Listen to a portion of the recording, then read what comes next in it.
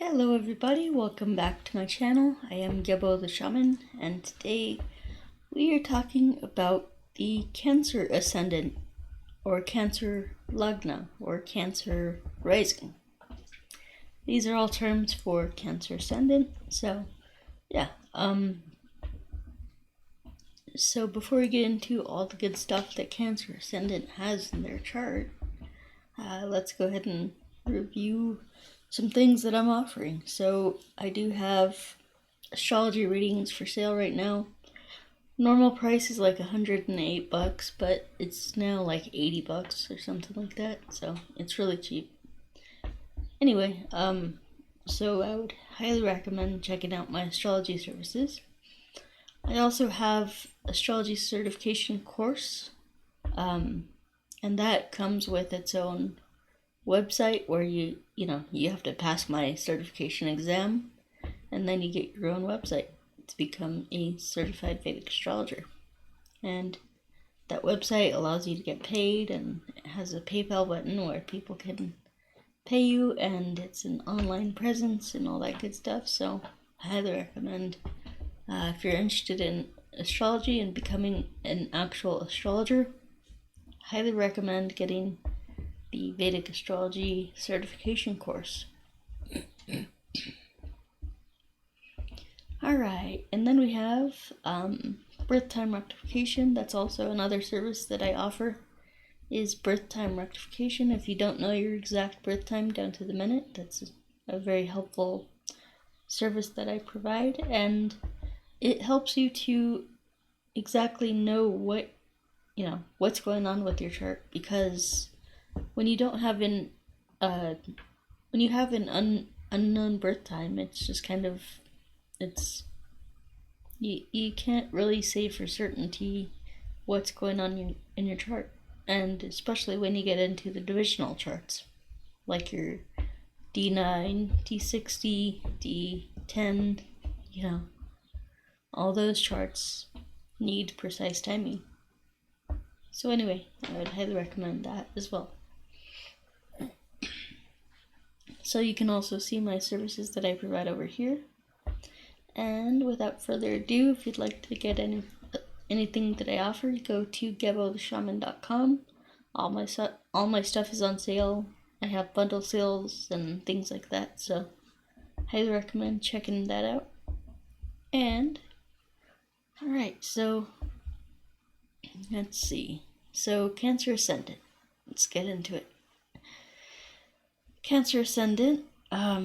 So that means that, what is the Ascendant? The Ascendant is the sign that was rising in the east at the time of your birth. So it was rising above the horizon, and this represents the Earth's relationship with the cosmos at the time of your birth.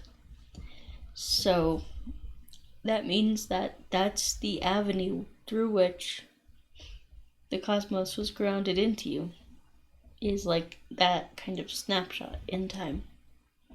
So that means that you are a Cancer Ascendant. That means that this sign of Cancer was rising at the time of your birth. And so Cancers. What is Cancer? Well, Cancer is the crab. It is very, very sensitive, emotionally sensitive. It is the sign of the empath.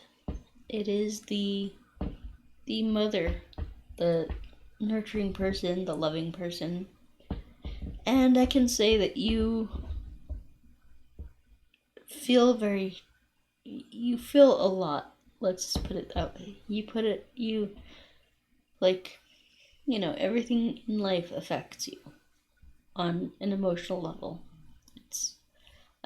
You can't escape your feelings, and that's okay. That's your gift, that is your gift. So anyway, let's see here. So yeah, Cancers can be very emotional, very, kind of driven by their emotions as well. Like, you wouldn't like to have a career that's just, what, what everybody else is doing, like a 9 to 5. You would like to have something that means something to you on an emotional level. So whether that's working with humanitarianism or something like that, it's like, yeah. So there's this passion for your career. There's this drive. So anyway, so yeah, the other thing about cancers is that they can be very, very protective. They can be protective of the ones that they love and care about. They can be protective of, just themselves, from the world around them. Like, they can have this like hard exterior, this like impenetrable exterior, where they don't come off emotional. They come off very, just kind of sometimes callous. Like, I don't think that they would say mean things, but they would, make it very clear about their boundaries and, things like that. So then we have Leo in the 5th house. And since I took a lot of time, I'll try to go through these quickly. Alright, Leo in the... Did I say 5th house? I meant 2nd house. Leo in the 2nd house. So, Leo in the 2nd, well, what is the 2nd? The 2nd house represents, it is your value, your sense of well-being, your nutrition, the motherly, value. So, anyway, let's see here. So we have Leo in the 2nd house, so that means that you would be someone who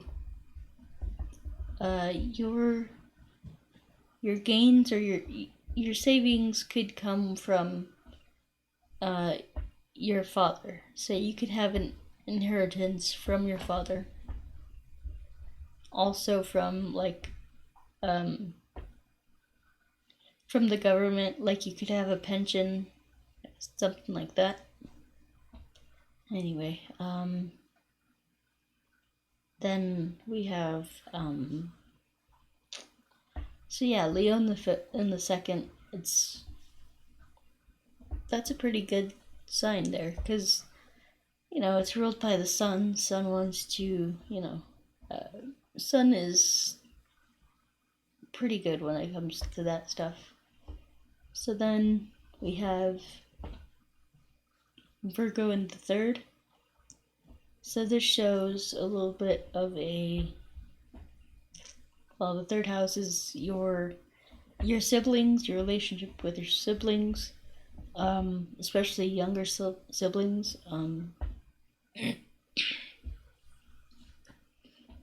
3rd house is also your communication, your being talkative and things like that. So this shows a very critical and, it's... So you could become very critical of your siblings, of your younger siblings. You could be very critical of them. Also, you could be very like, you could be their caretaker. You could be their, their the ones that takes care of them.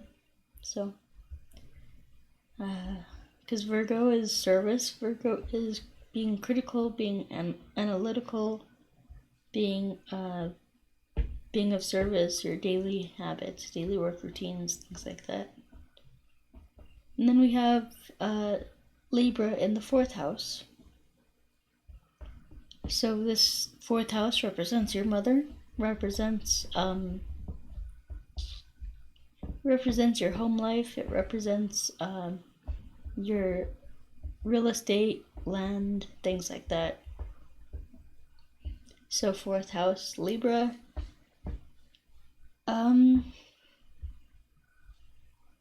That's a pretty good that's a pretty good sign for the mother. Ideally it would be Cancer, but that's you. But yeah, it's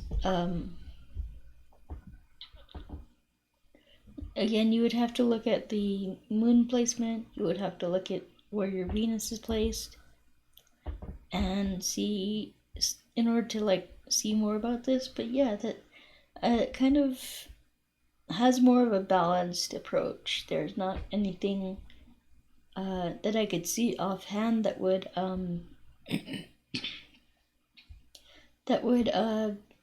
make it like a negative experience with your mother, or like abusive mother or anything like that.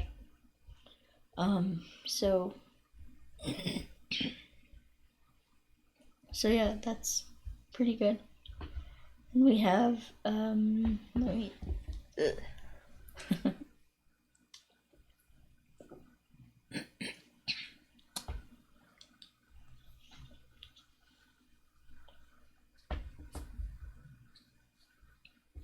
so then we have Leo in the, or sorry, Scorpio. We have Scorpio in the 5th house, and that is, Scorpio is birth, death, sex, transformation, sudden ups and downs,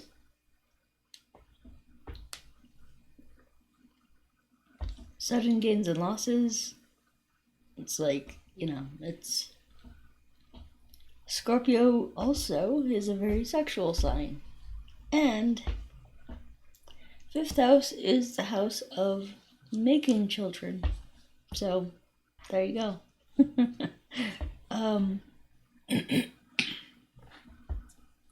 So this shows that you are a very, just a very sexual person. Of course, you would look at where your Mars is placed. You would look at what any planets that are in this house or aspecting this house. So yeah. So yeah, Scorpio in the 5th. It shows that you could be like almost like a psychologist to your children. You could really help them mentally, or you could really screw with their mind. Like you could it's almost like you want to talk about feelings with your children, which is interesting. So it also means that you want to relate more on an emotional level when you're having sex, and things like that. Yeah, you want that deep emotional connection. That's what you want. So, or some people could be different. They could have planets, in certain positions where they're not at all like that. So, this is just a general analysis. So, and then we have Sagittarius in the 9th house, or sorry, the 6th house. 6th house represents your daily work routines, daily work habits. So daily work habits, daily work routines. It represent 6th house is your service to others. 6th house is enemies. So this shows that your daily work habits and daily work routines revolve around something like philosophy. It's like you work for based on your beliefs, your philosophies about life, your religious beliefs, your spiritual beliefs, something like that. So your work revolves around that kind of stuff. And Sagittarius, the 9th sign, is all about teaching. And it's also about learning as well. Sagittarius represents gurus, mentors, teachers. It also represents religion, philosophy, spirituality, higher education. So you could work in the educational field or something like that. And then we have Capricorn in the 7th. That is a hard one for you. Indeed. Because Scorpio in your 5th house is like, hell yeah, let's screw around, let's have sex, let's do all these things, let's have, partners and things like that. and your Capricorn in the 7th house is like, well, you might be screwing around, but you're not going to have a marriage partner until you're 35 or 40. So, yeah, that's what Capricorn does. So, so Capricorn, in the 7th house is like, well, we're going to delay marriage. Again, this could be, some other planet or something might totally change that for you, but yeah, Capricorn generally in the 7th house is like, yeah, we're gonna delay that, that marriage partner for you. We're gonna delay any serious relationships or monogamy or anything like that. So yeah, so that's what that's doing in the 7th. And why is that? Because 7th house is the house of relationships and marriage partners, and 5th house is more dating and casual relationships. 7th house is like long-term partnerships, long-term commitments. And Capricorn is all about commitment. But it's also about delay. So it's also like delay, and then when you reach like 35 or 40, you might get married. So, because why is that? Saturn kind of releases his karma on you when you turn 35 or 40. It's like around the age of 35, 35, 36, you'll start having that karma removed and life will get better. But yeah, again, you gotta see where Saturn is placed in your chart. And if you're a man, you look where Venus is placed. And if you're a woman, look where Jupiter is placed. Those, Venus and Jupiter are the karkas of marriage. And of course, Saturn is the lord of your 7th house, so those are both important things. Alright, then we have Aquarius in the 8th house. So Aquarius behaves much like Cancer. And having a Aquarius is not a water sign. There's a lot of misconception about what Aquarius is. Aquarius is an air sign. However, it does behave a lot like Cancer, except, Cancer is all about family and friends and people that are close to them. Aquarius is more about humanity as a whole. So it's, wants to improve things for humanity. So then we have and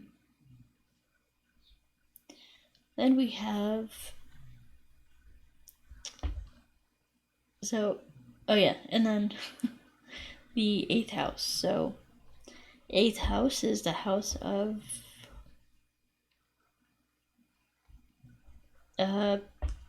basically your in-laws, your shared finances, your shared investments, joint savings, joint investments, and it's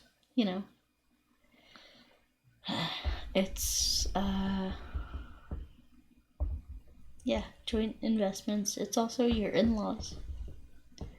So yeah, Aquarius is generally a good benefic sign. So that means that you'll have luck in your savings and things like that with your spouse. It also shows a lot of gains in savings when you get married. So that's good. Then we have Pisces in your 9th house. So 9th house is the house of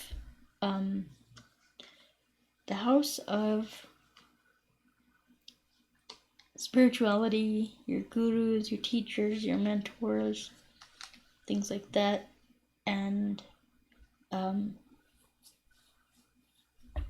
so we have gurus, teachers, mentors. It's the house of education, like higher education, higher learning. It's like getting your master's or PhD. And we have Pisces here. So you might go to foreign lands to learn something. So you might leave your country of residence and go study abroad, go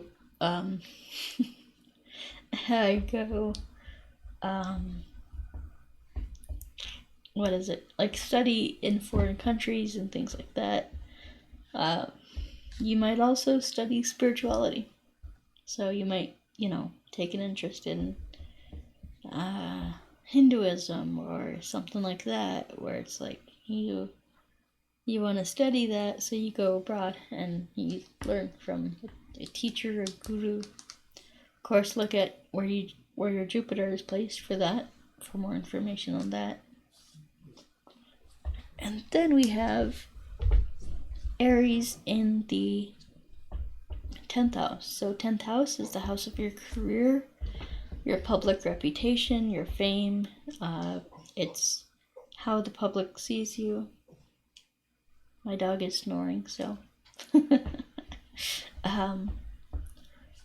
let's see here. So this is how the public sees you, and it's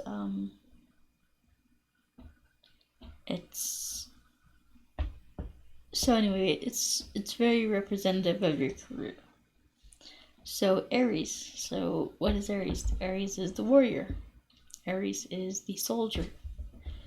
Aries is your passion, it's energy, it's desire, it's energy, things like that.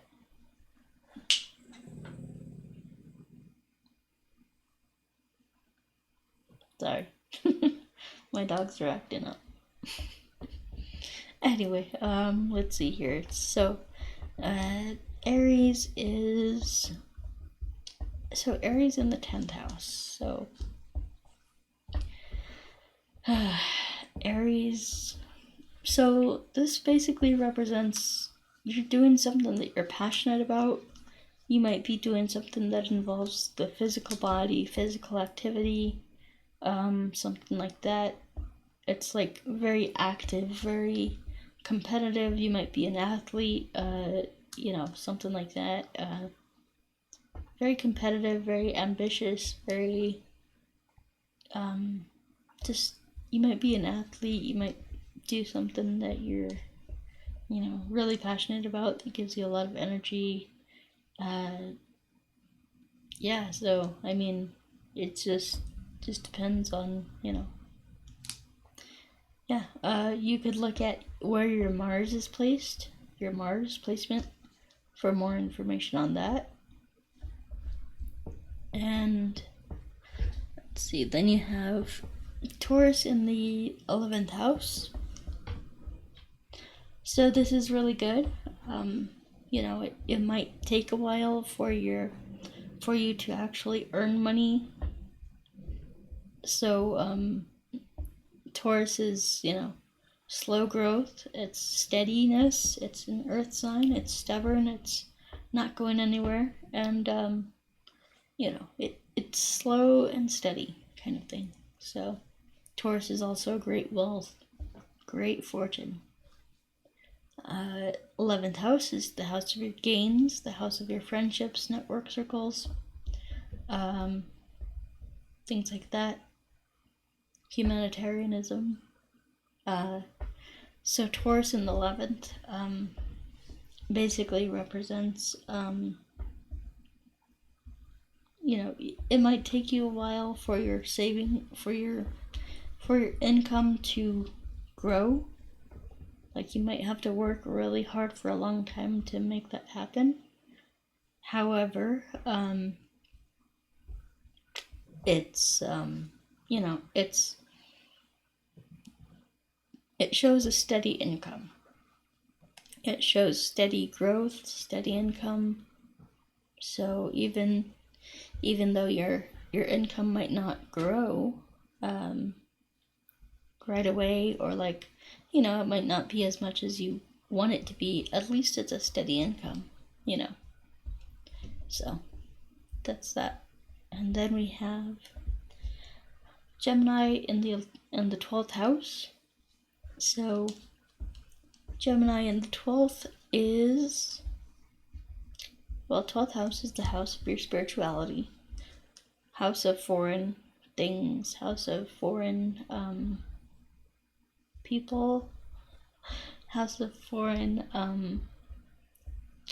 adventures, like for example, like a pilgrimage to, whatever your faith is, making pilgrimages, doing, going to temples, going to temples and ashrams and things like that. So it's a sign, it's the house of becoming a monk and just forsaking the material pleasures and living with the bare necessities and dedicating your life to spirituality. And then we have so we have Mercury there, or we have Gemini there. So this shows that it's like your spirituality comes through your intellectual understanding, which those two don't go together much. So it's like you have to use your intuitive mind in order to connect with the divine, with the universe, with the cosmos. But if you're in your logic, it's limiting. So anyway, yeah, that's an interesting one. Yeah, it's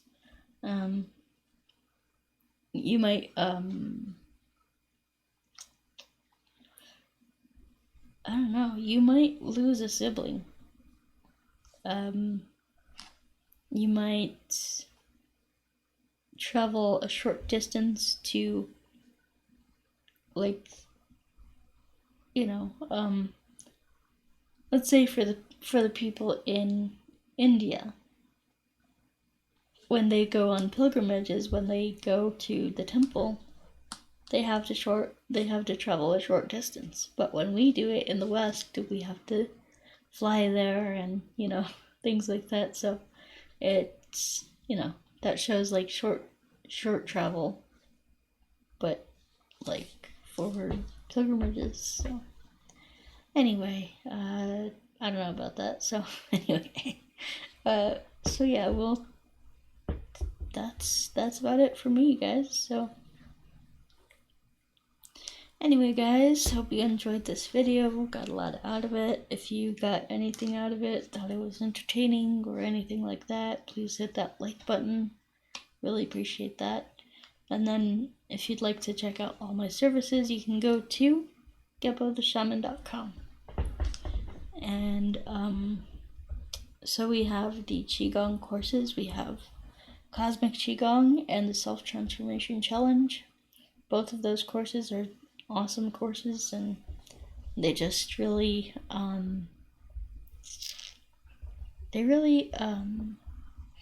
have transformed my life in a big way. I used to be very shy, very, to myself, and I still am, but like, it's just got me out of my shell. It's brought a whole new freedom and joy to life. It's like given me something to work on and like enjoy in my life. So really happy about those courses that I've made. It's like really, really helpful. So anyway, then we have the Astrology Certification course. So if you're interested in the Vedic Astrology Certification course, you can go to gebotheshaman.com, and when you take my the course and you pass my certification exam, I will then give you your own website and promote you on my channel. So it's a great way to get astrology clients and get off the, get started in Vedic astrology. So that's all very exciting. And then we have our astrology consultations. I do career readings, relationship readings, and just my standard reading that I do for everybody. And then we have birth time rectification. So if you don't know your exact birth time, it's very helpful to have a birth time rectification done by myself, because I guarantee that I can get it down to the minute. So you'll give me a birth time to work with, like a window of, a window to work within, and then I can, narrow it down from there. Alright, and then we have the rune reading. So I do offer a 9-world rune reading, and that is geared to help people understand what's going on currently in their life and what's coming in the near future. It's everything to, everything. It's all 9 dimensions of the human being, so it's encompasses every area of life. It's, your current conscious experience, what's coming to you, your hopes, wishes, your identity, your, what you're experiencing with your identity. It is your unconscious, what you're manifesting, your subconscious, the actions that you're taking, your unconscious mind, the things that you are unaware of. It is, it talks about your relationships and what the Ascended Masters are trying to tell you. So those are all 9 areas of life that you can learn from. So with the rune readings, and let's see, then we have the career coaching and life coaching. So career coaching is great because it's like a 1-hour session with me where we'll really dive into what you want to do for a career, and it's all about like helping you to identify what you want to do. But the thing is, after we identify that, I can't help you do it. So it's all on you to actually do it, take action on it. So there's a lot of people who know exactly what they want to do, but they won't take action on it. So it is very important to, to go out and live your dreams, because that's what the universe wants from you. It wants you to express your unique soul essence on this world, and it will help you to do that. So, alright, and then we have the Trauma Healing course, also known as the Emotional Awareness course. I am planning to work on that course more. However, life gets in the way. I have a lot of other things to do, so there will be updates on that course for sure. And then we have the Distance Energy Healing session with me, where, a lot of people think that Reiki or distance energy healing is like, that it's meant for like physical illnesses. Well, it is, but it's also meant for emotional stuff, because when you